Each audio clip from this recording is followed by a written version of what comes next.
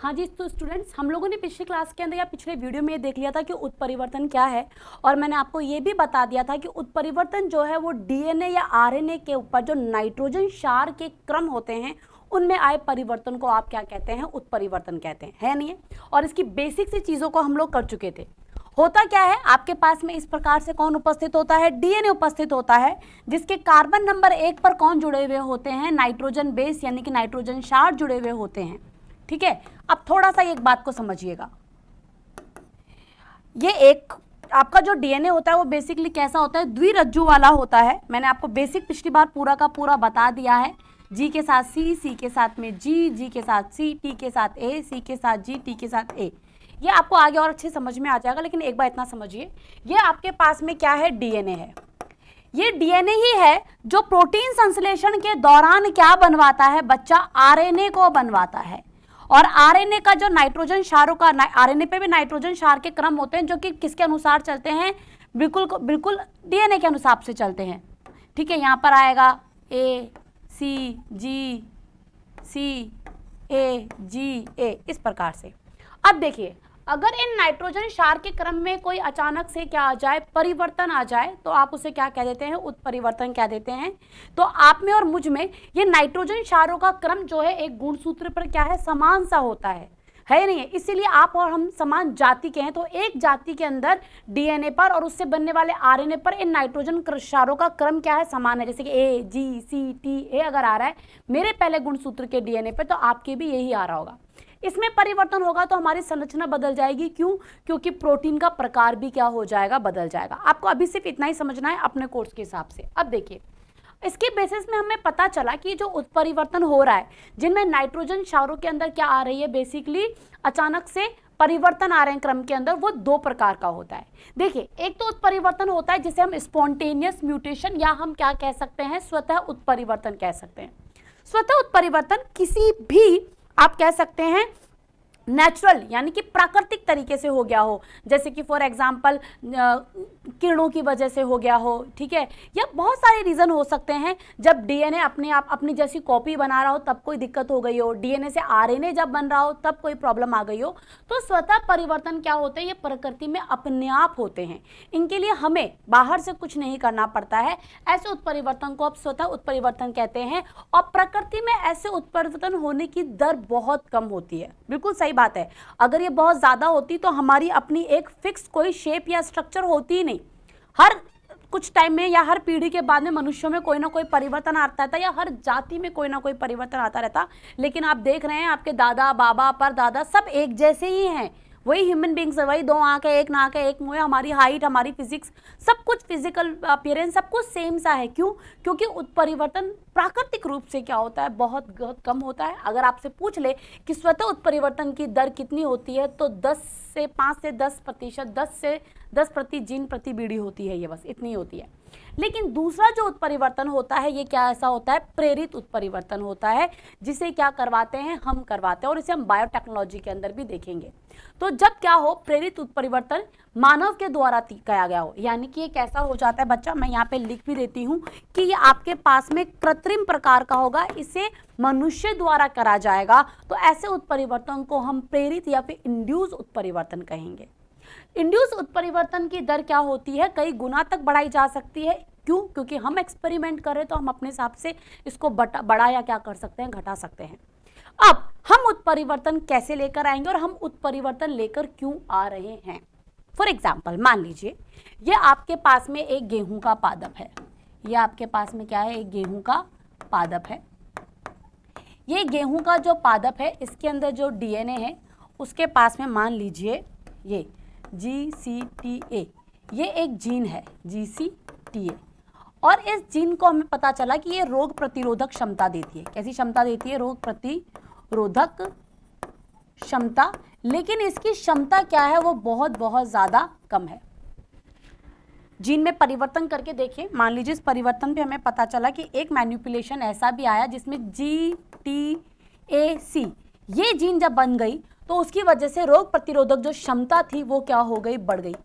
तो हम नाइट्रोजन क्षारों के क्रम में परिवर्तन करके, ठीक है, किसी नाइट्रोजन क्षार को हटा के, किसी को एक्स्ट्रा जोड़ के, गुणसूत्रों की संख्या में परिवर्तन करके हम क्या कर सकते हैं, इस प्रकार से जीन प्रारूप को बदलेंगे। और जीन प्रारूप बदलेगा तो उस जीव का क्या बदल जाएगा, लक्षण प्रारूप भी बदल जाएगा। क्यों? क्योंकि जीन ही तो है जो आपके सारे के सारे लक्षणों को क्या कर रही है, कंट्रोल करने का काम कर रही है। तो जीन बदली तो कौन बदल जाएगा, लक्षण भी बदल जाएगा। तो गेहूं का पादप क्या हो गया, हमने एक एग्जाम्पल की फॉर्म में ले दिया। तो इस तरीके से जब आप नाइट्रोजन क्षारों के क्रमों को बदलते हैं अपने फायदे के लिए, और ये आपने खुद ने किया है अपनी लैब में, तो ऐसे उत्परिवर्तन को हम कौन सा उत्परिवर्तन कह देते हैं, प्रेरित उत्परिवर्तन कह देते हैं। अब ये जो प्रेरित उत्परिवर्तन है किया कैसे जाए, इसके लिए हम करेंगे कैसे भाई, स्वतः तो आपने बता दिया, अल्ट्रा कोई रेडिएशन की वजह से हो गया हो, या डीएनए से जब डीएनए बन रहा हो तब हो गया हो, डीएनए से आरएनए बन रहा हो गया हो। लेकिन जब हम अपने हिसाब से करवा रहे हैं, हम जब इसे कृत्रिम रूप से करवा रहे हैं, तब हमें क्या करना होता है, किसके द्वारा हम कर सकते हैं। तो देखिए, उत्प्रेरण, उत्परिवर्तन प्रेरण में सक्षम कारकों को उत्परिवर्तन जन कहा जाता है। तो वो चीज़ें जो आपको उत्परिवर्तन करने में क्या करने वाली है, सहायता करने वाली, जो म्यूटेशन करने में या इंड्यूस म्यूटेशन करने में आपको हेल्प करने वाले हैं, उनको हम म्यूटाजन या उत्परिवर्तन जन कहते हैं। और उन प्रतिवर्तजनों को दो भागों में बांटा है। एक तो होते हैं आपके पास में भौतिक उत्परिवर्तन जन, और एक होते हैं आपके पास में रासायनिक उत्परिवर्तन जन, यानी कि केमिकल म्यूटाजन्स। जैसे कि भौतिक उत्परिवर्तन जन के अंदर आपके पास में क्या आती है, बेसिकली किरणें आती है या नहीं है। और ये किरणें दो तरह की होती है, एक आयनीकृत किरणें और एक अआयनीकृत किरणें। आयनीकृत किरणें जो कि चीज़ों को क्या करती है, उसके आयन में बांट सकती है, और ये बहुत ज़्यादा हानिकारक भी होती है, जैसे कि आपकी एक्सरे किरणें। तो एक्सरे किरणों के द्वारा क्या हो सकते हैं, उत्परिवर्तन हो सकते हैं, क्योंकि इनकी जो आपके शरीर में भेदन क्षमता होती है, इन किरणों की जो क्या होती है, भेदन क्षमता होती है, वो बहुत क्या होती है बच्चा, ज़्यादा होती है। तो ये आपके शरीर में अंदर तक भेद कर जा सकती है। इसलिए आपने देखा भी होगा किसी डॉक्टर रूम के बाहर या आप हॉस्पिटल में जाते हैं तो किसी भी गर्भवती महिला को या छोटे बच्चे को या नॉर्मल इंसान को ही बोला जाता है कि आप एक्सरे मशीन के आसपास वाले हिस्से में ना आए, क्योंकि हो सकता है वहाँ पे एक्सरे विकिरणों की वजह से उत्परिवर्तन आ जाए या म्यूटेशंस आ जाए, जिससे विकार आ सकते हैं, है या नहीं है। तो इसलिए ऐसा कहा जाता है। दूसरा देखिए, अआयनीकृत विकिरण उत्परिवर्तन जन, ये वो किरणें हैं जो कि पेनिट्रेट तो करती है बॉडी को, अंदर तक जाती है, उत्परिवर्तन भी कर सकती है, लेकिन इनकी भेदन क्षमता इतनी ज़्यादा नहीं है। इसमें आपकी आपकी अल्फा किरणें, गामा किरणें, बीटा किरणें, पराबैंगनी किरणें, ये सब कुछ आ जाती है। तो अल्ट्रासोनिक जब किया जाता है तो उसके अंदर बेसिकली क्या किया जाता है, उसके अंदर इसी मेथड का क्या किया जाता है, यूज़ किया जाता है। अब देखिए आपके पास में नेक्स्ट कौन से आ जाते हैं, नेक्स्ट आपके पास में आ जाते हैं रासायनिक उत्परिवर्तन जन या रासायनिक या फिर केमिकल म्यूटाजेंस। इसमें बेसिकली क्या होते हैं, कुछ ऐसे केमिकल्स होते हैं जो कि डीएनए के या आरएनए के सीक्वेंस में क्या कर सकते हैं, चेंज कर सकते हैं, और इनको अंदर आपके कौन कौन आ जाते हैं, जैसे कि कीटनाशक आ सकते हैं, कवकनाशक आ सकते हैं, ठीक है। इसके अलावा ब्रोमोक्लोराइड, आयोडोक्लोराइड, ऐसी बहुत से हैं रसायन हैं जिनकी वजह से क्या आ सकते हैं, उत्परिवर्तन आ सकते हैं। बोलो यहाँ तक की बात समझ में आई। तो उत्परिवर्तन जन जिसके द्वारा आप क्या करेंगे, उत्परिवर्तन को प्रेरित करेंगे, वो कितने तरह के होते हैं, दो तरह के होते हैं, एक भौतिक और एक कौन से आ गए आपके पास में, रासायनिक। ठीक है, चलिए अब हम आगे की तरफ चलते हैं। देखिए अब उत्परिवर्तन का प्रजनन के अंदर कैसे होगा, तो देखिए बेटा, उत्परिवर्तनों के उपयोग से किसी जीव में उत्परिवर्तन प्रेरण को हम क्या कहते हैं, उत्परिवर्तन जनन कहते हैं। आप क्या कर रहे हो, एक ऑर्गेनिज्म के अंदर क्या कर रहे हो, चेंज कर रहे हो, है या नहीं है, उसकी चीज़ों को चेंज कर रहे हो, तो उसकी वजह से एक नया जीव बनकर आपके सामने आ रहा है। और एक नया जीव अगर बन रहा है तो जनन हो रहा है, लेकिन उत्परिवर्तन के थ्रू हो रहा है, तो उसे हमने क्या कह दिया, उत्परिवर्तन प्रेरण कह दिया। मैं इसे थोड़ा सा मिटा देती हूँ ताकि आप अच्छे से इसे क्या कर सके, देख सके। तो म्यूटाजेंस का उपयोग करके किसी जीव में उत्परिवर्तन प्रेरण को उत्परिवर्तन जनन कहा जाता है। ऐसा सबसे पहले किसने किया था, मुलर ने किया था, हमें देख चुके हैं, पहले भी बात कर चुके हैं। 1927 में एक्सरे किरणों को उत्परिवर्तनी जन की इसने खोज की, और इसके द्वारा उन्होंने क्या किए, प्रजनन के कार्य अपने यहाँ पर क्या किए, शुरू किए। तो सबसे पहले उत्परिवर्तन जनन आपसे पूछ लिया जाए किसने करवाया, तो ये कार्य सबसे पहले किसने करवाया, मुलर ने करवाया। और कब करवाया, 1972 के अंदर करवाया। ठीक है, यहाँ तक की बात समझ में आई। अब देखिए उत्परिवर्तन जन का प्रयोग कैसे हुआ होगा।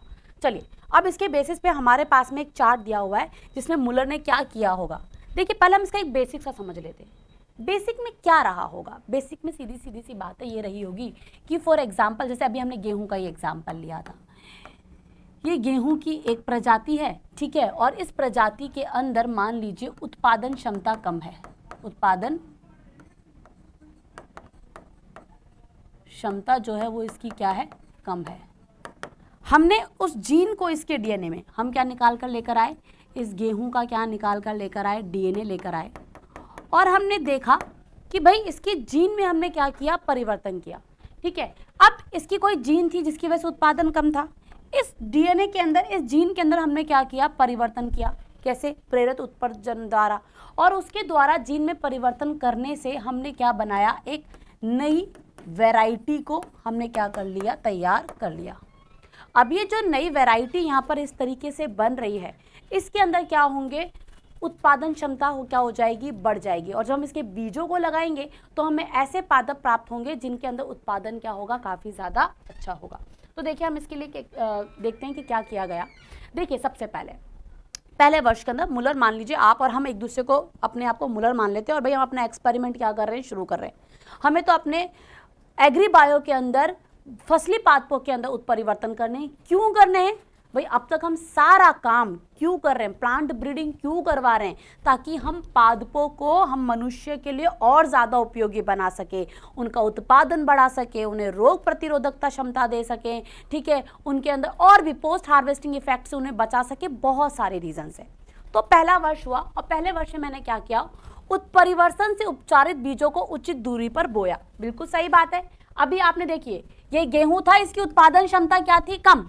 आपने इसके डीएनए को निकाला, देखा कि अच्छा ये वाली जीन है जिसकी वजह से उत्पादन कम है, हमने अपने हिसाब से जीन को मैनिपुलेट किया। कैसे किया, मैं पिछली वाले अभी स्लाइड पे मैंने आपको बताया था। मान लीजिए यहाँ पर जीन जो थी वो ATGC थी, आपने क्या देखा, जीनों को बदल बदल के देखा, और मान लीजिए GTAC जीन आने पर क्या हुआ, आपका उत्पादन यहाँ पर बढ़ता हुआ नजर आया। तो ऐसे आप बहुत अलग अलग क्या करेंगे, कंडीशंस के अंदर पेड़ों को उगाएंगे। तो आपने 2-4 तरीके से जीन के अंदर मैनिपुलेशन किए हैं, और उसके बाद में उनको वापस से प्लांट के अंदर डाला है, जर्मप्लाज्म को, और अब क्योंकि डीएनए आपके लिए जर्मप्लाज्म की तरह काम कर रहा है, और उससे आप क्या करने वाले, नई संतति बनाने वाले। तो उत्परिवर्तन जन से आपने क्या किए, कुछ बीज बनाए पादपों के, और उनको क्या किया, उचित दूरी पर बोया। वापस से सुन लीजिए, एग्जाम में कोई आपसे पूछ रहे उचित दूरी पे क्यों बोया जा रहा है, ताकि प्रकाश, पोषण, जल, इन सब के लिए पादपों के बीच में किसी प्रकार की प्रतिस्पर्धा नहीं रहे, और ये बहुत अच्छे से क्या कर पाए, वृद्धि कर पाए। चलिए, सभी पौधों में स्वपरागण व उनके स्वपरागण होने दिया। तो मान लीजिए यहाँ पर जितने भी पादप उगाए गए M1 के अंदर, यहाँ पर हम M लेंगे, हम यहाँ पे क्या कर रहे हैं, उत्परिवर्तन जन कर रहे हैं ना, तो यानी कि हम यहाँ पर क्या बना रहे हैं, हम म्यूटेशन ब्रीडिंग कर रहे हैं। तो हमने पहला म्यूटेशन ले लिया यहाँ पर M1, और M1 के अंदर हमने सबको स्वपरागण करने दिया, यानी कि जो भी पादप यहाँ पर है, इसी के पुष्प के नर जननिक भाग से निकलने वाले परागकणों को इसी पुष्प के मादा जननिक भाग के अंदर क्या कर दिया गया, डाल दिया गया। ठीक है, अब देखिए उसके बाद के अंदर क्या होगा, ठीक है, उसके बाद के अंदर बेसिकली क्या होगा, दूसरा देखिए, अब यहाँ पर क्या हुआ, जब ये स्वपरागण हो गए होंगे तो इन पादपों से हमें क्या मिले, बीज मिले, क्या मिले, बीज, ठीक है ना। अब देखिए बीज के अंदर बेसिकली क्या हुआ, बीज जो थे ना, बीजों के अंदर बेसिकली क्या हुआ, बीजों के अंदर क्या हुआ, अब हमने एक एक बीज से अलग अलग संततियों को उगाया। देखिए ये अलग है, ये अलग है, ये अलग है, एक रो के अंदर उगाया। बोलो बात समझ में आ रही है। तो हमने क्या करा, इसे एक रो में उगाना क्या किया, चालू किया। तो देखिए M2 जनरेशन पे हमने क्या किया, एकल पादप संततियां उगाई, पूर्णतः जो उर्वर थी, उर्वर का मतलब देखिए बेटा क्या हुआ, उर्वर का मतलब है जो आगे चलकर अपने जैसे बच्चे बनाएगी, और पादपों में अपने जैसे बच्चे का बनाने का मतलब है कि ये आगे चलकर अपने जैसे क्या बनाएंगी, बीज बनाएंगी। वह जो पूर्णतः उर्वर थी, ओजपूर्ण थी, वह सामान्य पौधों के बीजों को आपने क्या कर लिया, एकत्रित कर लिया। और वो बीज जो कि कैसे थे, बंध्य थे, या फिर जो अमान्य रहे, ठीक है, जो ढंग से वृद्धि नहीं कर पाए, उन्हें हमने क्या कर दिया, अलग कर दिया। तो सुनिए, पहले आपने क्या किया, सबसे पहले आपने बीज लिए, उन पादपों के बीज लिए जिनमें आपने उत्परिवर्तन किया। चलिए, अब आपको कैसा पता चले कि आपने जो उत्परिवर्तन से बीज बनाए हैं उनकी क्वालिटी कैसी है, तो आपने इन बीजों को उगा दिया। उगा देने के बाद में आपने इनमें स्वपरागण करवाया, और इनसे जो बीज मिले उनको आपने उगाया। कोई दिक्कत है? पादप उगे, उनका स्वपरागण हुआ, उनसे जो बीज मिले आपने उनको लगाया, एक एक एक एक आपने चुन लिया पादप, उससे लगा दिया। अब आपके पास में झुंड तैयार हो गया भाई, आपने मान लो 100 बीज लगाए तो 100 पौधे बने। तो अब उन पौधों को आपने चुना जो कि अपने जैसे जनन करके अपने जैसे बच्चे बना सकते हैं, ठीक है, और जो क्या है उपजाऊ है। इन सारे बीजों को, इनके सारे कैरेक्टर्स को देखते हुए आपने जो अच्छी क्वालिटी के पादप थे उन्हें तो रख लिया, और जो बंधे थे, जो आगे जनन नहीं कर पाए थे, उत्परिवर्तन से हो सकता है कुछ ऐसे परिवर्तन आ गए कि वो आगे बीज ही नहीं बना पा रहे हैं अपने जैसे, ठीक है, या असामान्य थे, सामान्य पादों से बहुत अलग थे, उन्हें हमने क्या कर दिया, छांट दिया। असामान्य का मतलब है जिनके अंदर वृद्धि ज़्यादा अच्छी नहीं थी, जो जनन भी नहीं कर पा रहे थे, जिनका उत्पादन भी अच्छा नहीं था, इन सारे लक्षणों को देखकर हमने उन्हें क्या कर दिया, हटा दिया। अब देखिए, अब हम किस पे आए, अब हम तृतीय वर्ष में आए। तो देखिए, अब यहाँ से जो आपको ये बीज अच्छे वाले पादप मिले होंगे, जिनको आपने छांट कर अलग किया था, आपने इनके बीजों को उगाया, और इनके बीजों को उगाने पर आपने एकल पादप संततियाँ करी, और उत्तम, इससे भी, क्योंकि यहाँ पे देखिए आपने जो उर्वरक थे उनको उगाया, और इससे भी जो बेस्ट क्वालिटी का होगा ना, सबसे अच्छी क्वालिटी के जो पादप होंगे उनको आपने अब यहाँ पर क्या कर लिया, अलग कर लिया। अब आप चतुर्थ वर्ष के अंदर आ गए हैं, आप बेस्ट क्वालिटी के पादपों के साथ में चतुर्थ वर्ष के अंदर आए। पहले म्यूटेशन के बीजों को उगाया, दूसरी कंडीशन के अंदर उन बीजों के उगने के बाद में उन्हें स्वपरागण करवाकर M2 जनरेशन पे आए। M2 जनरेशन के अंदर जो उर्वरक थे, जो अच्छे थे, जो सामान्य पादप थे, उनको अलग किया, उन सामान्य पादपों से नए पादप बनाए हैं जो बहुत ज़्यादा क्वालिटी में अच्छे हैं। अब हम आगे की तरफ आ गए।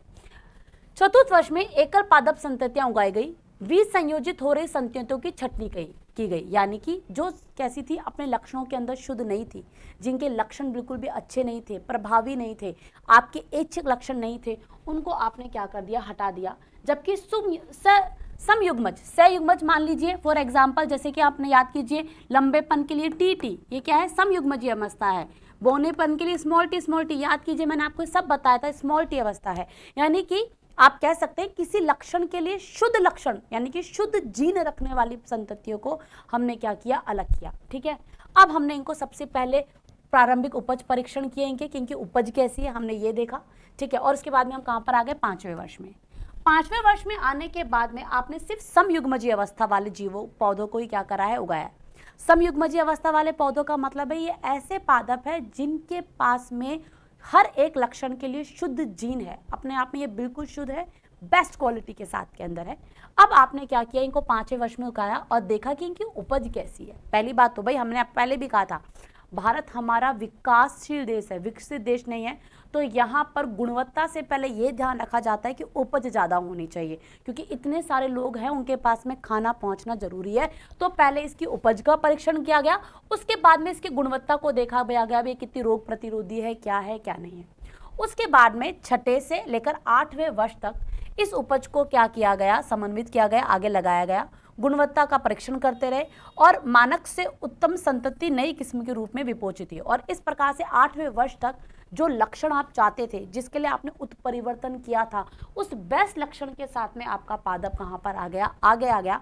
और 9वें वर्ष के अंदर आते आते तो आपके पास में जो नई किस्म थी वो तैयार हो गई, उन लक्षणों के साथ में तैयार हो गई जो लक्षण आपको कहाँ चाहिए थे, अपने पादप के अंदर चाहिए थे। तो देखिए, मैं फिर से पीछे की तरफ जा रही हूँ एक बार और इसे समझाने के लिए, एक बार रुकिए, हम एक बार और इसे कर लेते हैं। हाँ भाई, अच्छे से समझ लें। उत्परिवर्तन एक ऐसी प्रक्रिया जिससे आप डीएनए नाइट्रोजन क्षारों के क्रम में क्या करते हैं, परिवर्तन करते हैं। ये अपने आप भी होते हैं और इन्हें क्या करा जाता है, प्रेरित भी किया जाता है। प्रेरित करने का सिस्टम हमने प्लांट ब्रीडिंग यानी पादप प्रजनन में क्या किया, उपयोग किया। हमने क्या किया, सामान्य पादपों के अंदर अगर कोई लक्षण ठीक नहीं थे तो उनके जीनों में क्या किए, परिवर्तन किए उत्परिवर्तन द्वारा, और इस प्रकार नए पादपों को हमने लगाकर देखा। नए पादपों को लगाने के बाद में जो बेस्ट पादप हमारे पास में आए, हमने उन्हें मार्केट के अंदर क्या कर दिया, रिलीज किया। हमने क्या किया, प्रेरित उत्परिवर्तन करवाया। किसी भी पादप में जो ऐच्छिक लक्षण चाहिए थे, मान लीजिए उपजाऊता बढ़ानी थी, रोग प्रतिरोधक क्षमता भी बढ़ानी थी, इन लक्षणों को ध्यान में रखकर हमने एक पादप के नाइट्रोजन क्षारों के क्रम में क्या किया, परिवर्तन किया और एक नया पादप बनाया। क्या ये नया पादप बना है, क्योंकि हमने ऐसे 2-3 परिवर्तन किए होंगे, तो ऐसे परिवर्तन से उगे पादप के बीजों को हमने क्या किया, लिया। सबसे पहले सोच लीजिए, हमने सिर्फ एक ही बार उत्परिवर्तन नहीं किया, हमने एक पादप के अंदर 5-6 तरीके से नाइट्रोजन क्षारों के क्रमों को बदला है। तो 9 से 6 प्रकार के जीन प्रारूप आपने चेंज किए, तो उनके 6 से 7 लक्षण प्रारूप भी, या 9 से 6 जो लक्षण प्रारूप है वो ही बदलेंगे। उन पादपों के बीजों को हम लेकर आए और हमने उगाया, और अब उनके अंदर स्वपरागण होने दिया। जब स्वपरागण होंगे तो अपने जैसे बीज बनाएंगे, और इसी के साथ हम द्वितीय वर्ष में आ गए। द्वितीय वर्ष के अंदर हमने एक एक पादप संतति को चुना। वे संततियां जो उर्वर थी, बहुत अच्छे लक्षण रखती थी, उन्हें तो हमने रख लिया। जो अमान्य थी या बंध्य थी, जो अपने जैसे बच्चे नहीं बना सकती थी, जनन नहीं कर सकती थी, उनको हटा दिया। इसी के साथ में हम कहाँ पर आ गए? तृतीय वर्ष में। जब हम तृतीय वर्ष में आए तो जो हमने सामान्य पादप चुने थे, जो अच्छे खासे उर्वरक थे, जो कैसे ओजपूर्ण थे, उन पादप संततियों को हमने उगाया, और इसमें से भी हमने उत्तम पादप संततियों का क्या किया? चयन किया। इनके उगने के बाद में भी हमने इनमें भी किसको देखा? उत्तम क्वालिटी को देखा। इसके बाद में हम चतुर्थ वर्ष के अंदर आए। जब हम चतुर्थ वर्ष के अंदर आए तो हमें वही पादप एकल संततियां मिली। यहाँ पर वे संततियां जिनके अंदर जीन, यानी कि किसी लक्षण के लिए जो जीन थी वो विषम युग्मजीय अवस्था के अंदर थी, यानी कि अपने लक्षण के लिए वो शुद्ध नहीं थी, उन्हें तो हमने हटा दिया। और ऐसे पादप जो हमें मिले जिनके अंदर क्या थी? जो जीन थी वो कैसी थी? समयुग्मज अवस्था में थी, यानी कि शुद्ध लक्षणों के साथ में थी। देख लीजिए, ये दोनों प्रभावी जीन, अप्रभावी जीन साथ है, यानी कि ये पादप अपने लक्षण के लिए, लंबेपन के लिए शुद्ध है, और ये बोनेपन के लिए शुद्ध है। हमने इन्हें क्या किया? एकत्रित किया। अब हम 5वें वर्ष में आ गए। 5वें वर्ष में जो समयुग्मजीय अवस्था वाली संततियां थी, हमने उनको उगाया, और सबसे पहले हमने क्या चेक किया कि इनकी उपज कैसी है। दूसरी बात, हमने इनकी गुणवत्ता व रोग प्रतिरोधक क्षमता को देखा। अब देखिए, जिनकी उपज अच्छी रही होगी, जिनकी रोग प्रतिरोधक क्षमता अच्छी रही होगी, उन पादपों को हमने चुना, और अगले 6, 7, 8वें वर्ष तक उनको उगाया, और उनका मानव के आधार पर कि बेसिकली उपज को आधार पर ये नई किस्म कैसी है, रोग प्रतिरोधक है नहीं, उपजाऊ, तो इन सारे क्राइटेरियाज के फुलफिल होने पर अब हमने इन्हें क्या कर दिया? एक नई किस्म के यहाँ पे बीज को ले लिया, और इसे मार्केट के अंदर क्या किया दिया? सप्लाई कर दिया आगे के लिए। तो इस तरीके से बेसिकली क्या हुआ है? आपका पूरा का पूरा उत्परिवर्तन के द्वारा क्या बनाया जाता है? नया जीव बनाया जाता है। चलिए, अब उत्परिवर्तन का प्रजनन, पादप प्रजनन में प्रयोग क्या है, इसे समझिए, और उसके बाद एक बहुत इंपॉर्टेंट चीज मैं आज आपको और बताऊंगी। देखिए, उत्परिवर्तन प्रजनन द्वारा उपज सहित विभिन्न मात्रात्मक लक्षणों में आप क्या कर सकते हैं? सुधार कर सकते हैं। बिल्कुल सही बात है बेटा, आपको कुछ नहीं करना, आपको जीन में परिवर्तन कर करके देखने हैं। जो जीन में परिवर्तन होने पे, या जिस जीन प्रारूप से अच्छी बेस्ट क्वालिटी लक्षण प्रारूप के रूप में निकल कर आ रही है, आपको उसको बेसिकली क्या कर लेना है? उससे नई किस्म को आपको बनाना है। तो उत्परिवर्तन के द्वारा आप, प्रजनन के द्वारा आप सिर्फ उपज ही नहीं बढ़ाते हो, और बहुत सारे मात्रात्मक जो लक्षण होते हैं उनमें भी क्या कर सकते हो? सुधार कर सकते हो। ठीक है, अब देखिए, यहां पर हम आए उत्परिवर्तन के बारे में। इसमें एक चीज समझिए, देखिए, उत्परिवर्तन स्वतः भी हो सकता है, उत्परिवर्तन कृत्रिम भी हो सकता है, लेकिन ये जो उत्परिवर्तन होता है ये बेसिकली 2 प्रकार का होता है। या उत्परिवर्तन होते कब कब है? देखिए, कुछ चीजें आप बहुत अच्छे से समझिए। उत्परिवर्तन कब कब हो सकते हैं? पहली बात तो जब क्या आ जाए, आप जीन में क्या ला दें? परिवर्तन ला दें। अब जिन बच्चों को जीन नहीं पता वो समझ लीजिए, डीएनए का कोई खंड जब आपके किसी लक्षण के लिए क्या देता है? कोड देता है, प्रोटीन बनवाता है, तो डीएनए के उस खंड को आप जीन क्या देते हैं। अगर आप ऐसा मान के चलते ना बेटा कि ये रहा आपके पास में डीएनए, और इस डीएनए पे यहाँ पर कहीं ऐसे कोई जीन रखी हुई, तो आप बहुत गलत मानते हो।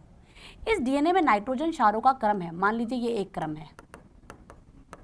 ये क्रम जो है, ये मान लीजिए आप एक काम करिए, चलो एनिमल से मान लीजिए कि एक मनुष्य के डीएनए है, और ये मनुष्य की आंख के रंग के लिए, आंख के रंग के लिए क्या कर रहा है? कोड दे रहा है। बोलो, बात समझ में आया? तो आपके पास में ATGC ये जो क्रम आपके सामने बनकर तैयार हुआ है, ये बेसिकली क्या प्रोवाइड करवा रहा है? ये कोड को प्रोवाइड करवा रहा है। बोलो, यहाँ तक की बात समझ में आई?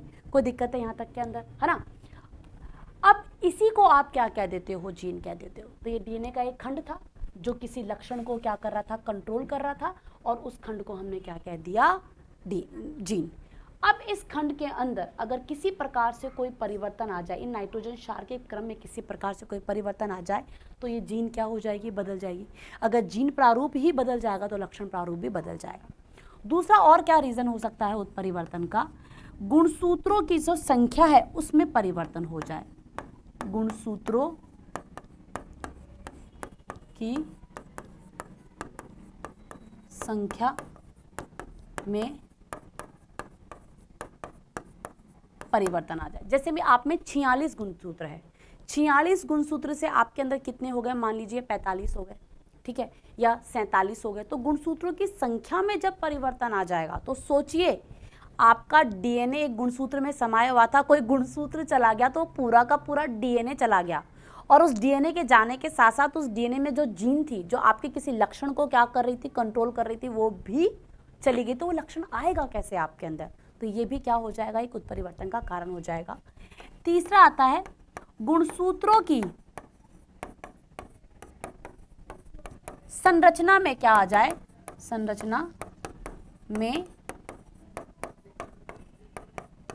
परिवर्तन आ जाए। तो गुणसूत्रों की संरचना के अंदर, गुणसूत्रों की, ये गुणसूत्रों की है, तो गुणसूत्रों की संरचना में परिवर्तन आने पर भी क्या होता है, म्यूटेशन।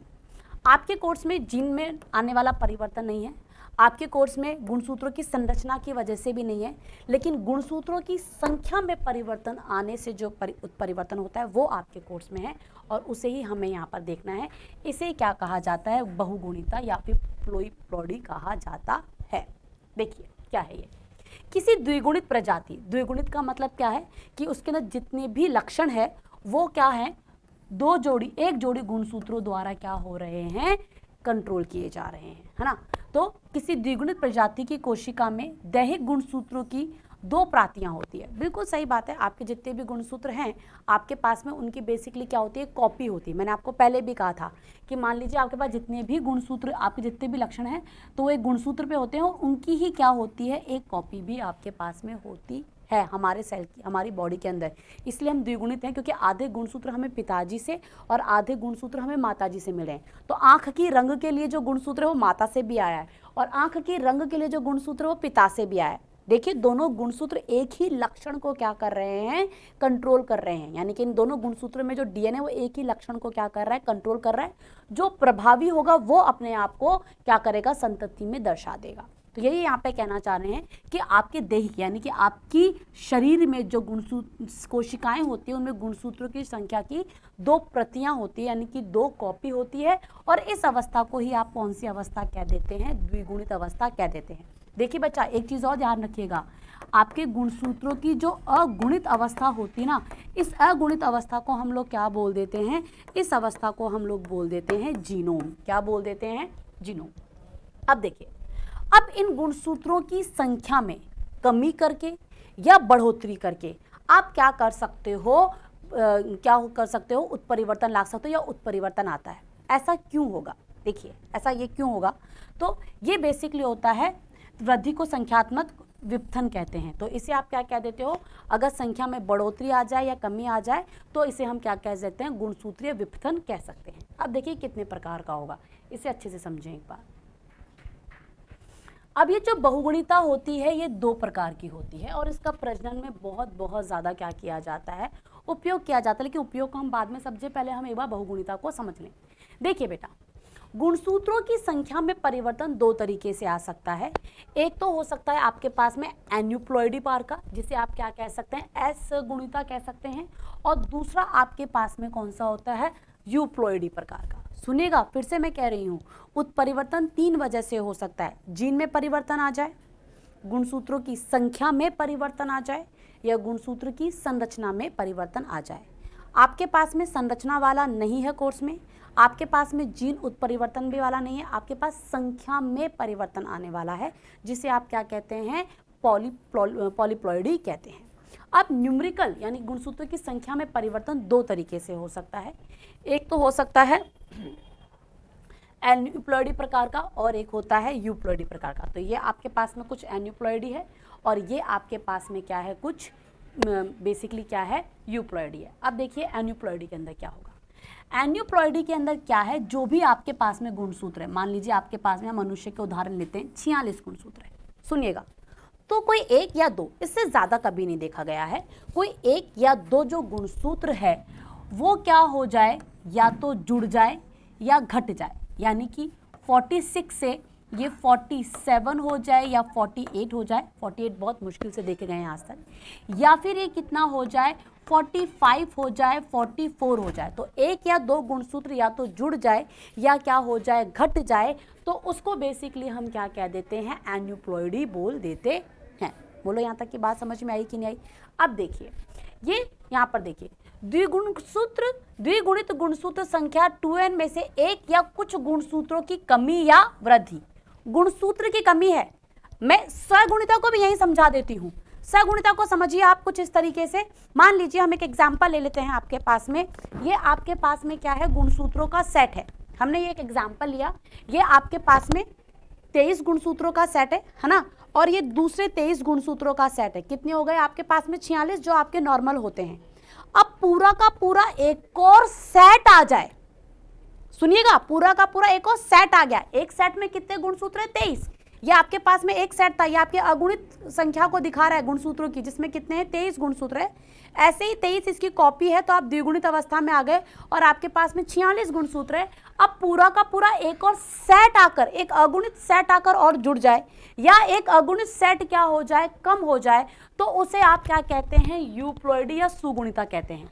जबकि एन्यूप्लॉइडी के अंदर कोई एक गुणसूत्र, एक या दो गुणसूत्र घट जाए या बढ़ जाए, यहां गुणसूत्र एक या दो गुणसूत्र घट बढ़ रहे हैं, यहां पे गुणसूत्रों का सेट जो हो रहा है वो बढ़ या घट रहा है, ये इसके अंदर फर्क है। हाँ, आज संख्या में परिवर्तन रहा है। यहाँ पर 23 फॉर एग्जाम्पल आपके पास में 46 गुणसूत्र थे और 46 में 23 आप और प्लस कर दीजिए, अगर एक आ गया तो कितने रह जाएंगे, कितने हो जाएंगे भाई? ये हो जाएंगे 69।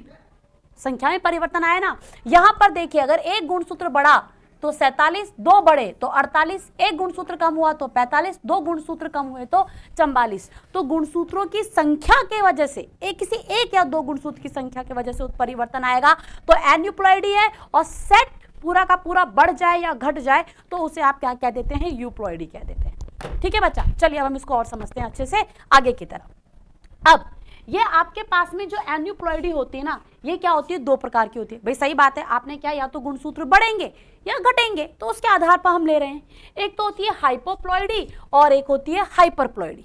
हाइपोप्लॉइडी जो होती है, इसे हम क्या कहते हैं? अधोगुणिता, आधा रह जाना, है ना। लेकिन बेटा प्लीज मेरी एक आपसे रिक्वेस्ट है, आप हिंदी मीडियम से हैं, समझ में आ रहा है, लेकिन ये ऐसे कुछ वर्ड्स हैं जिन्हें आप अगर इंग्लिश में ही याद करेंगे ना, तो ये हमारे लिए थोड़ा सा बेटर रहेंगे। क्योंकि एग्जाम में क्या था, इस बार भी जेट के एग्जाम के अंदर भी या आपके स्कूल के एग्जाम में भी टीचर क्या करते हैं, इसे इंग्लिश के अंदर ही लिख देते हैं। हिंदी में तो लिखते नहीं है, और किसके अंदर लिख देते हैं? इंग्लिश में लिख देते हैं। फिर वहां पे बच्चा जाके कंफ्यूज हो जाता है कि मुझे तो पढ़ाया नहीं गया था, हाइपोप्लॉइडी भी कुछ था क्या। तो आप इन्हें प्लीज एन्यूप्लॉइडी, यूप्लॉइडी, इन्हीं नामों से याद रखें। तो एन्यूप्लॉइडी देखिए दो प्रकार की, एक हाइपोप्लॉइडी और एक हाइपरप्लॉइडी। हाइपो मतलब कम जाएगा, यानी कि यहाँ पर द्विगुणित गुणसूत्रों में से एक या दो गुणसूत्र क्या हो जाएंगे? हट जाएंगे। चलिए इसे बहुत अच्छे से समझिए। देखिए बेटा अच्छे से समझिएगा, आपने क्या कहा कि आपके पास में गुणसूत्रों को क्या उपस्थित होते हैं? जोड़े। यानी कि मान लीजिए ये आपके पास में पहले नंबर का क्या है? गुणसूत्र है। सुनिएगा, तो ऐसा ही आपके पास में क्या है? इसकी एक और क्या होगी? कॉपी होगी। बोलो बात समझ में आ रही कि नहीं आ रही? कोई दिक्कत है यहां तक के अंदर, है ना। यही तो द्विगुणित अवस्था को दिखाना चाह रहा है। यही तो हम कहते हैं कि आपके पास जो एक गुणसूत्र होता है उसके अंदर एक और आपके पास में कॉपी होती है। यह आपकी द्विगुणित अवस्था को दिखा रहा है। यानी आपके पास में से 23 गुणसूत्र है ना, तो उन सबकी 23 एक और कॉपी भी चल रही है कुछ इस तरीके से। तो ये आपके पास में कितने गुणसूत्र हो गए? 1 2 3। तो आपके पास 3 जोड़ी गुणसूत्र हो गए, तो टोटल कितने हो गए? 6, है ना। अब देखिए ये हमारे पास में गुणसूत्र है। अब इसमें से अगर एक गुणसूत्र चला जाए, -1 हो जाए, कोई सा भी जा सकता है। मान लो 5वें नंबर के गुणसूत्र का एक कॉपी जो था वो चला गया, तो अब तक कितने थे? मान लीजिए आपके 46 गुणसूत्र थे, 5वें नंबर के गुणसूत्र की एक कॉपी चलेगी, तो टोटल आपके पास में कितने रह जाएंगे? 45। तो जब जोड़ी में से एक गुणसूत्र चला जाए, एक चला जाए, तो उसे हम क्या कहते हैं? मोनोसोमी कहते हैं। बोलिए बात समझ में आई। और दूसरा आता है आपके पास में नलिसोमी, जिसके अंदर क्या होता है? जोड़ी के दोनों ही गुणसूत्र क्या हो गए? चले गए। यानी कि यहां पर कौन सी अवस्था बन गई? यहां पर -2 अवस्था बन गई। एक भी गया दूसरा भी गया, तो 0 रह गया। मान लीजिए 5वें नंबर का 5th नंबर का गुणसूत्र था आपके अंदर, पहला, दूसरा, तीसरा, चौथा, 5वां, ऐसे अंदर 5th नंबर के गुणसूत्र की 2 जोड़ियां थी। अगर एक ही गया तो हमने इसे क्या कहा, मोनोसोमी। एक तो रह गया ना, दोनों ही चले गए तो कुछ भी नहीं बचा, सब कुछ क्या हो गया, नल हो गया। तो इसे हमने क्या कह दिया, नलिसोमी। बोलो बात समझ में आई। और ये क्या हुई है, हाइपोप्लॉइडी, जहां पर गुणसूत्र कम हुए, या तो एक कम हुआ है या 2। चलिए दूसरा आते हैं। दूसरा हमारे पास में आता है हाइपरप्लॉइडी। हाइपरप्लॉइडी के अंदर बेसिकली क्या होता है, यहां पर गुणसूत्रों की संख्या में 1 या 2 की क्या हो जाती है, बढ़ोतरी हो जाती है। जैसे कि देखिए यहां पर एक घटा था तो उसको आपने मोनिसोमी कहा था।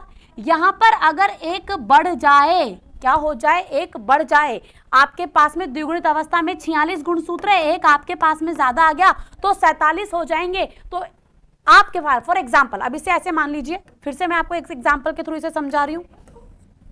ये आपके पास में क्या था, 5वें नंबर का गुणसूत्र, या 6 नंबर का लेते हैं, मैम हमेशा 5th नंबर का ही क्यों ले रहे हो। ये 6 नंबर का गुणसूत्र था और इसकी क्या थी, एक जोड़ी थी, ऐसे ही होते हैं।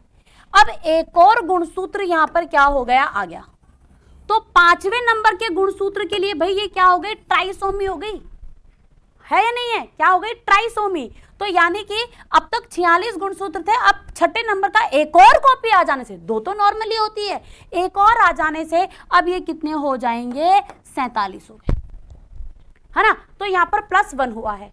और क्या हो सकता है भाई, और देखिए अगर क्या हो जाता, अगर क्या हो जाए, +2 हो जाए। 6ठे नंबर के गुणसूत्र की ऐसी 2 कॉपी तो आपके पास में थी, अब क्या हो जाए, 2 और हो जाए, तो कितनी हो गई, ये 4 हो गई कि नहीं हो गई। और इसे आप क्या कह देते हैं, टेट्रासोमी। बोलो बात समझ में आई। तो गुणसूत्रों की संख्या में परिवर्तन सबसे पहला एन्यूप्लॉइडी है, जिसमें 1 या 2 गुणसूत्र, ना कि सेट, गुणसूत्र कम या ज्यादा हो सकते हैं। कम हो रहे हैं तो हाइपोप्लॉइडी, ज्यादा हो रहे हैं तो हाइपरप्लॉइडी या फिर अधिगुणिता। अधोगुणिता के अंदर अगर सेट का कोई एक गुणसूत्र निकल कर जा रहा है, किसी एक सेट का कोई एक गुणसूत्र निकल जा रहा है तो उसे मोनोसोमी कहेंगे। तो मान लीजिए ड्रोसोफिला में 8 गुणसूत्र थे, तो 8 में से एक चला गया तो 7 बच जाएंगे, है नहीं है। और न्यूसोमी के अंदर किसी गुणसूत्र के दोनों ही क्या हो गए, सेट चले गए, तो वहां कुछ नहीं रहेगा उस नंबर के गुणसूत्र का, तो उसे आप क्या कह देंगे, नलिसोमी। ऐसे आ जाइए आप हाइपरप्लॉइडी के अंदर। हाइपरप्लॉइडी के अंदर बेसिकली क्या हो जाता है, हाइपरप्लॉइडी के अंदर बेसिकली इसके अंदर क्या होता है, हाइपरप्लॉइडी के अंदर, ठीक है, यहाँ पर 1 या 2 गुणसूत्र बढ़ जाते हैं या घट जाते हैं। मान लीजिए एक गुणसूत्र बढ़ गया तो आप इसे क्या कहेंगे, ट्राइसोमी। और अगर 2 गुणसूत्र बढ़ गए तो आप उसे टेट्रासोमी, ऐसे पेंटासोमी, है ना, हेक्सासोमी, ऐसे चलती रहती है। लेकिन प्रकृति में मेनली 1 या 2 गुणसूत्रों की कमी या ज्यादा को ही देखा जाता है। नेक्स्ट आइए अब, नेक्स्ट हमारे पास में आती है सगुणिता। अभी भी मैंने समझाया था, फिर से मैं समझा देती हूँ। मान लीजिए ये आपके पास में मटर का प्लांट है, हमने मनुष्य का एग्जाम्पल लेते हैं, चलो मटर का ले लेते हैं। तो मटर के अंदर 7 जोड़ी गुणसूत्र मिलते हैं, 7 जोड़ी। तो अगुणित अवस्था, ये 7 जोड़ी गुणसूत्र दिखा रहे हैं, ये दूसरे 7 जोड़ी आ गए तो ये द्विगुणित अवस्था हो गई, यानी टोटल 14 जोड़ी आपके पास में गुणसूत्र है। इसमें एक और सेट आ गया, यानी कि 7 गुणसूत्र और आ गए, तो ये कितने हो गए, 21 हो गए। या इसमें से ये तो नहीं है, एक पूरा का पूरा हाफ सेट चला गया तो ये सिर्फ अगुणित रह जाएंगे, यानी कि 7 रह जाएंगे। तो जब सेट क्या हो, बढ़े या घटे, तो उसे आप क्या कह देते हैं, उसे आप कह देते हैं सुगुणिता। बोले बात ये। अब देखिए इस सुगुणिता में सबसे पहले आती है आपके पास में ऑटोपॉलीप्लॉइडी। इसके अंदर क्या होता है, मान लीजिए पूरा एक सेट आके चला, एक आ गया, ठीक है, यहां पर क्या आ गया, 2 सेट आ गए, यहां पर कितने आ गए, 3 सेट आ गए, यानी कि 2 तो थे, एक और आ गया। तो इस तरीके से ये चलती है। एलिप्लॉइडी के अंदर क्या होता है, देखिए भाई, एलिट्रॉफी के अंदर 2 भिन्न सजीन, प्रत्येक 2 अलग अलग क्या आए हैं, सेट आए हैं। फॉर एग्जाम्पल ये एक सेट था, ये दूसरा सेट था, इसका भी एक सेट आ गया और इसका भी, 2 अलग अलग के सेट आए हैं, है नहीं। यहां पर क्या हुआ, 2n, ये एक n था, इसका एक और सेट आया और इसी का एक और सेट आ गया, इसका भी एक और सेट आया और एक और आ गया। तो 3 भिन्न भिन्न जब सेट हो जाए तो उसे आप क्या कहते हैं, पर बहुगुणिता कह देते हैं। दैट्स इट, और उससे ज्यादा कुछ भी नहीं है। ये आपको बहुत अच्छे से याद रखना होगा और ये आपके एग्जाम में बहुत ज्यादा इंपॉर्टेंट भी है, ठीक है। जेट के एग्जाम में इससे ज्यादा क्वेश्चन नहीं पूछे जाएंगे, लेकिन आपके एग्जाम में इसे पूछे जाएंगे। तो स्वबहुगुणिता के अंदर क्या होगा, एक ही जीन की क्योंकि एक कोई एक जीन का सेट है, एक जीनोम की, यहाँ जीन के जीनोम अगर वर्ड यूज करते बेटा तो एक एन आ गया, एक ही जीन के 2 एन आ गए, एक ही जीन के 3 एन आ गए। फॉर एग्जाम्पल ये एक सेट है, ये दूसरा इसी सेट का एक और आया, तो आप इसे क्या कह देंगे, मोनोप्लॉइडी। इसी सेट के 2 आ गए तो ये कितने हो जाएगी, डिप्लॉइडी। इसी के 3 आ गए तो ट्रिप्लॉइडी। यहाँ पर क्या हो रहा है, ये एक सेट है, ये एक सेट है, इसकी भी एक कॉपी आ गई और इसकी भी एक कॉपी आ गई, है या नहीं है, तो इसे आप क्या कह देंगे, एलोटेट्राप्लॉइडी, एलोरेट्राप्लॉइडी। और यहाँ पे पर षटगुणिता के अंदर ये है, इसकी भी 2 कॉपी आ गई और इसकी भी 2, तो सोचिए ना 2 आ गए, 2 पहले से 6 हो जाएगी, तो इसलिए आपने इसे क्या कह दिया, परषटगुणिता। ये थे 2, इसकी भी 2 कॉपी आ गई तो ये 3 हो गए और इनकी भी 2 कॉपी आ गई, ये भी 3 हो गए, कितने हो गए, 6, तो इसे आपने क्या बोल दिया, परषटगुणिता बोल दिया है। ठीक है, यहाँ तक की बात समझ में आई। अब आगे की तरफ चलिए। तो हम एन्यूप्लॉइडी के बारे में सब कुछ कह चुके, लेकिन आपकी किताब को बताना भी मेरी जरूरी है। तो अगुणिता के पादप प्रजनन में उपयोग, देखिए एन्यूप्लॉइडी के क्या उपयोग है। एन्यूप्लॉइडी के आनुवांशिक अध्ययनों में असगुणित का लगातार प्रयोग होता है, क्योंकि इनमें असामान्य विसंयोजन अनुपात प्राप्त होता है। बेसिकली इसके अंदर क्या होता है, कुछ भी नहीं है, इसके अंदर बेसिकली क्या करते हैं, गुणसूत्रों की संख्या में परिवर्तन करके आप चीज़ों में क्या लेकर आते हैं, परिवर्तन लेकर आते हैं, दैट्स इट। और इसके अलावा कुछ नहीं कहना चाह रहा है। अब देखिए, तो प्राय असगुणिता का प्रयोग पादप प्रजनन में निम्न उद्देश्य के लिए किया जाता है। न्यून सूत्रियों के प्रयोग द्वारा प्रतिस्थापित लाइनें बनाई जाती है। प्रतिस्थापित लाइनों के माध्यम से एक जाति से दूसरी जाति के में रोधिता जीनों का स्थानांतरण किया जाता है। सही बात है बेटा। देखिए आप यहाँ पर क्या कर सकते हो, किसी एक जाति के गुणसूत्र को दूसरी जाति के गुणसूत्र में क्या कर देते हो, जाकर डाल सकते हो। तो यहाँ से एक खत्म हो गया और यहाँ पर एक बढ़ गया। अब आपके पास में नई कैरेक्टर वाली जाति बनकर क्या होगी, तैयार। जिसके पास में पहले 7 गुणसूत्र थे, अब उसके पास में 8 गुणसूत्र, या 8 से उसके बाद 9 गुणसूत्र आ रहे हैं। ट्राइसोमी का उपयोग विदेशी योग लाइनों के उत्पादन के लिए भी किया जाता है। बिल्कुल सही बात है बेटा। 2 अलग अलग जातियों के गुणसूत्रों को मिक्स करके भी, मान लीजिए हमारे यहाँ पर कोई गेहूं की प्रजाति उपज होती है, एक यूएस के अंदर होती है, उसके गुणसूत्रों को लाकर मान लीजिए उसके पास में एक एक्स्ट्रा गुणसूत्र है जिसकी वजह से उसकी बालियाँ बहुत अच्छी है या उसकी उपज बहुत अच्छी है, उस गुणसूत्र को हम अपनी किस्म के अंदर जोड़ सकते हैं, है या नहीं। तो नेक्स्ट देखते हैं, नली सोमी का उपयोग करके निश्चित किया जाता है कि कौन सा जीन किस गुणसूत्र पर उपस्थित है। ये बड़ा अच्छा सा है। फॉर एग्जाम्पल मान लीजिए, इसे देखिए, ये गुणसूत्र था, मान लीजिए ये गुणसूत्र बीज के आकार को क्या करते हैं, कंट्रोल करते हैं। बोलो बात समझ में आई। अब मान लीजिए मटर के अंदर ऐसे 7 जोड़ी गुणसूत्र है, हमने पहले गुणसूत्र की दोनों जोड़ियों को हटा दिया, फिर हम देखा कि नहीं यार ये बीज के आकार में तो कोई परिवर्तन नहीं आ रहा, कोई और ही लक्षण हो रहा है, तो यानी कि पहले नंबर के गुणसूत्रों की जोड़ी बीज के आकार के लिए उत्तरदायी नहीं है। चलो हटो, आगे बढ़े। हमने देखा दूसरे नंबर के गुणसूत्र की जोड़ी को हटा के देखा पूरी की पूरी जोड़ी को हटा दिया, तो पूरी की पूरी जोड़ी को हटा दिया तो 14 से कितने गुणसूत्र रह गए, 12। और इसके पे पता चला कि नहीं बीज के आकार में तो कोई परिवर्तन नहीं आ रहा, यानी कि दूसरे नंबर के गुणसूत्रों की जोड़ी भी बीज के आकार को नहीं करती। तीसरा, चौथा, हम 5वां, छठे पे आए हम। छठे गुणसूत्रों की जोड़ी को हटाने पर बीज के आकार के बारे में कुछ समझ नहीं आया, बीज नहीं बनाया जो भी था, तो हमें पता चला कि अच्छा छठे नंबर का जो गुणसूत्र है वो बीज के आकार को क्या कर रहा है, कंट्रोल कर रहा है। तो नली सोमी के द्वारा आप ये भी कर सकते हैं। तो ट्राइसोमी के द्वारा तो आप देखिए, आपकी नॉर्मल किस्म थी, उसमें आप विदेशी किसी किस्म का एक एक्स्ट्रा गुणसूत्र डाल दिया, वो गुणसूत्र जो उसकी बेस्ट क्वालिटीज़ को रखता था, तो इससे आपके यहाँ पे ट्राइसोमी से नया प्लांट डेवलप होगा। गुणसूत्रों का परिवर्तन आने पर उसकी वैरायटी भी क्या हो जाएगी, बदल जाएगी। नली सोमी से कौन सा कैरेक्टर कौन से गुणसूत्र के द्वारा कंट्रोल हो रहा है उसका भी आप क्या कर सकते हो, देख सकते हो। तो यहाँ तक। अब देखिए हैप्लॉइडी का आप प्लांट ब्रीडिंग में उपयोग कैसे करते हैं।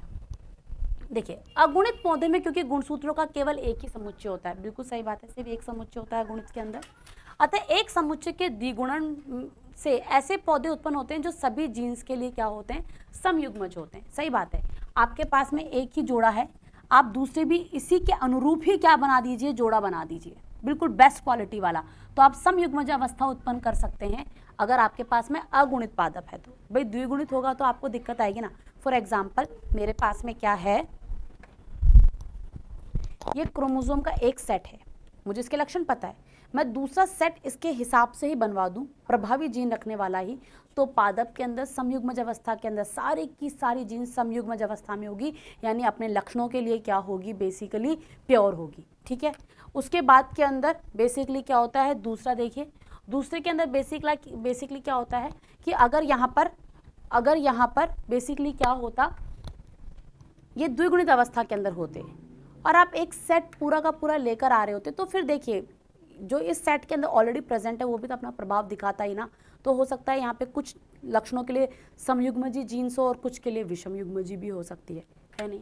तो देखिए, अब देखिए गुणसूत्रों का द्विगुणन दो प्रकार से किया जा सकता है, यानी कि आपके पास में ऑलरेडी एक गुणसूत्र है, उससे दूसरा आपको गुणसूत्र आना है, तो ये कॉल्चिसिन उपचार द्वारा किया जाता है वह शिर छेदन कैलस की क्रिया के द्वारा किया जाता है। तो इन दोनों क्रियाओं के बारे में हम आपको नेक्स्ट वीडियो के अंदर बताने वाले हैं, बिल्कुल चिंता मत करें। तो हम गुणसूत्र के द्विगुणन को कैसे करेंगे ये हम नेक्स्ट उसके अंदर देखने जा रहे हैं। एक बात से हम पहले एक टॉपिक को पूरा कंप्लीट कर लें, फिर हम क्या करेंगे कि आप गुणसूत्र के द्विगुणन किस प्रकार से कर सकते हैं, इन दोनों प्रक्रियाओं के बारे में पढ़ेंगे। लेकिन हम पहले एक बार म्यूटेशन को पूरा कंप्लीट करें। तो देखिए, स्वगुणिता का पादप प्रजनन में प्रयोग। स्व बहुगुणिता का प्रभाव अलग अलग प्रजातियों में अलग अलग होता है। इनमें से कुछ सामान्य प्रभावों का वर्णन द्विगुणित से तुलनात्मक आकार पर नीचे दिया गया है। यानी कि स्व बहुगुणिता का मतलब क्या था, कोई चीज़ 2n तो होती ही है, वो 2n से 3n हो जाए, 4n हो जाए, जो भी हो जाए, तो उससे क्या परिवर्तन आते हैं। तो भाई नॉर्मल कंडीशन में कोई भी जो जीव है द्विगुणित अवस्था में तो है ही है।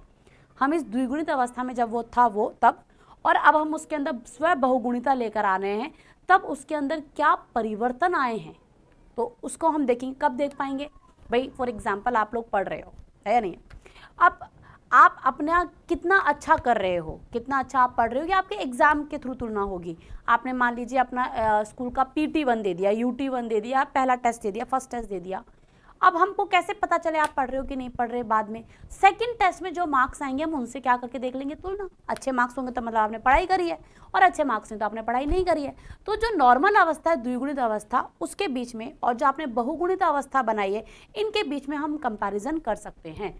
कुछ प्रजातियों में स्वगुणिता का प्रभाव उनकी साइज पर व उनके ओज पर क्या होता है। तो साइज बढ़ जाए, उनका प्रोडक्शन बढ़ जाए, तो ये एक आप देख लोगे कि जब द्विगुणित अवस्था में थे तो ये था, और अब जब बहुगुणित अवस्था में आए तो ये चीजें इनके अंदर बढ़ोतरी हुई है।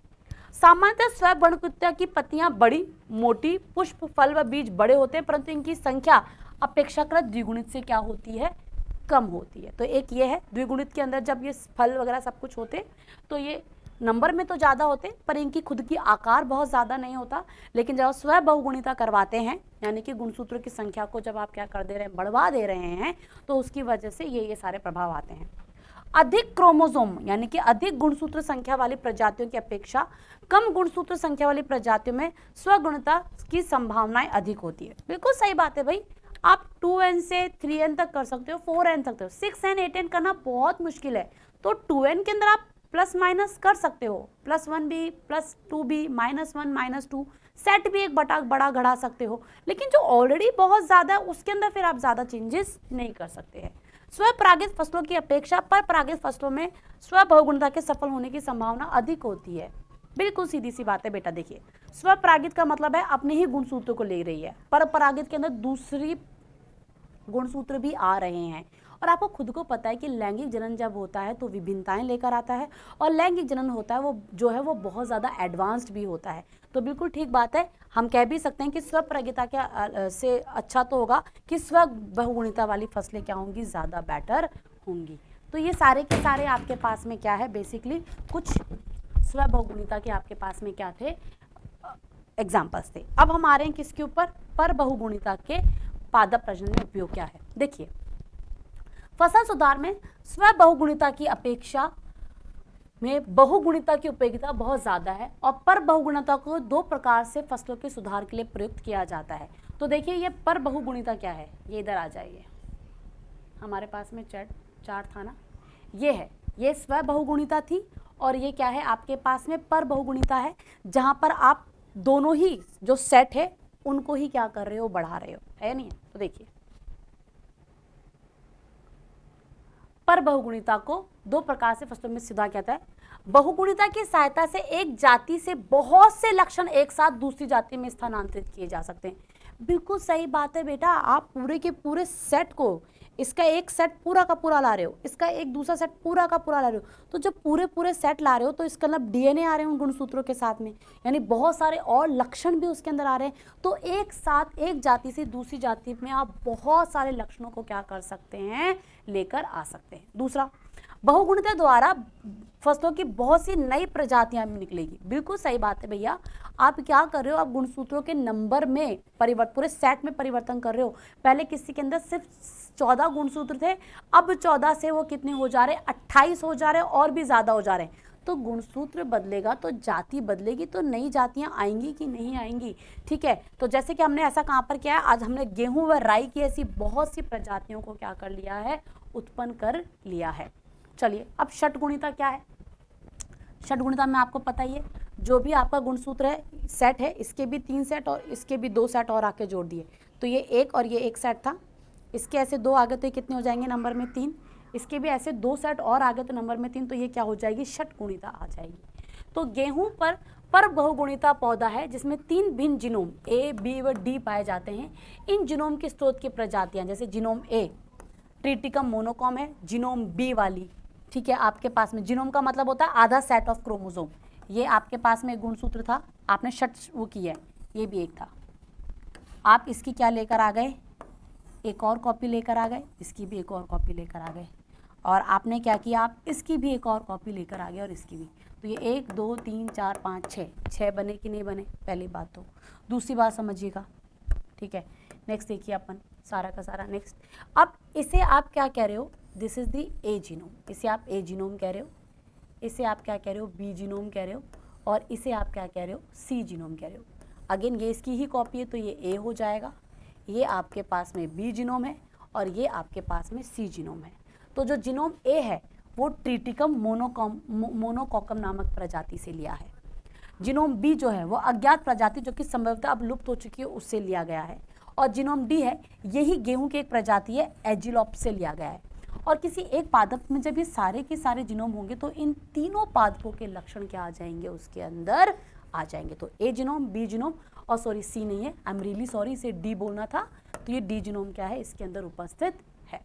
तो इस तरीके से आज हमने किसको कर लिया है, आज हमने उत्परिवर्तन को कंप्लीटली देख लिया है। नेक्स्ट क्लास में हम किसको देखेंगे, चयन को देखेंगे, और साथ ही साथ के अंदर हम ये 2 विधियों के बारे में पढ़ेंगे कि गुणसूत्रों के द्विगुणन के अंदर कॉल्चिसिन उपचार क्या होता है और शीर छेदन कैलस क्रिया क्या होती है नहीं है। तो ये आप सारा का सारा आज देखें कि हैप्लॉइड प्लांट आप कैसे बना सकते हैं, मोनोसोमी के द्वारा, ट्राइसोमी, ठीक है, टेट्रासोमी, नलीसोमी, ये सब कुछ आज आपको देखने हैं। चलिए, थैंक यू।